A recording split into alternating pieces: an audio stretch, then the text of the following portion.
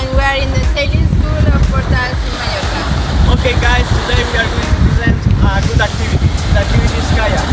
There are two types, single kayak and double kayak.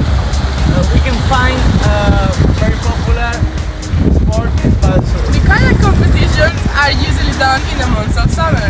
However, trainings are held all throughout. To practice canoeing, it's not a problem for persons with disabilities.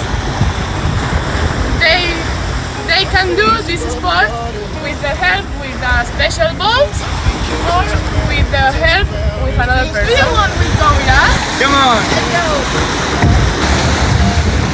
You are not around. You are not around. I'm slowly drifting